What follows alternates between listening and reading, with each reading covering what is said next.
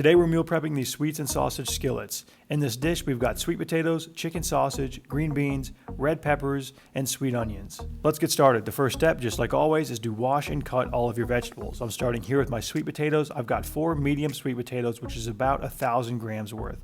I cut off any of the impurities on the outside just because it makes me feel weird, trim the edges, and then cut them into discs, and then from there I cut them into a large dice. I've noticed that a lot of people have trouble cutting sweet potatoes, and whenever I post a video of myself cutting sweet potatoes, I'm often asked if I microwave them first to make them softer because of how easy my knife goes through them. The answer is no, and the secret to making easy cuts is to have a good, sharp chef's knife. Maintaining your knives and sharpening them every once in a while is a good habit to get into. Not only will it be safer to use in the kitchen, it also makes your prep work go by faster because you can make those cuts more smoothly. We're also going to take 1 medium sweet onion and cut that into a large dice as well. The way I like to do this is to cut it in half, peel it, and then turn it lengthwise and make some longitudinal cuts down the onion, turn it the other way, and then dice it up, letting the layers do most of the work. The last of our vegetables to cut are 2 medium red bell peppers. I like to turn these upside down, cut from the bottom to the top, going around the seed capsule, and then cutting those into a large dice. Back to the knife topic though. Having a good quality chef's knife is really important, and if you're still cutting your vegetables and stuff with a steak knife, it's time to stop. We're adults here. The knife I use, I actually got from Target, and you wouldn't think that you can get a high quality chef's knife from Target, but this is the greatest knife I've ever used, and I've used some expensive knives in my day. Keeping it sharp is really the key though. I'll include a link to the knife in the description below. It's reasonably priced, it's under $100. If you don't have a good knife, I do recommend this one. Once you get all of your vegetables cut, scoop those onions and potatoes and put them into a large bowl, drizzle 2 tablespoons of oil over the top, and then season lightly with salt and pepper. You're going to want to stir or toss those potatoes and onions around to make sure that we get an even coating with the salt and pepper as well as the oil. And then once you feel like you've done that well enough, you can spread those out on a sheet pan. We're going to roast these at 425 degrees for 12 to 14 minutes. Halfway through, we're going to flip them and cook them an additional 12 minutes or so until we get good browning on all of those potatoes. So while those potatoes and onions are cooking in the oven, we can get started on our sausage and peppers. I'm using chicken sausage here. I know some people have trouble finding chicken sausage. Turkey sausage is a great alternative. Pork sausage is fine. Beef sausage works great.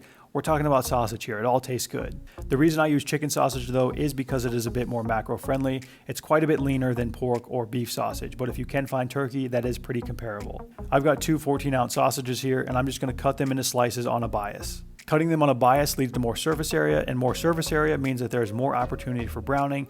Browning equals flavor. That's why we do it on a bias. So mix those sausage and peppers together. On a sheet pan, you can spray it with a bit of oil. We don't need any oil in the bowl though, because the sausage should have plenty of fat.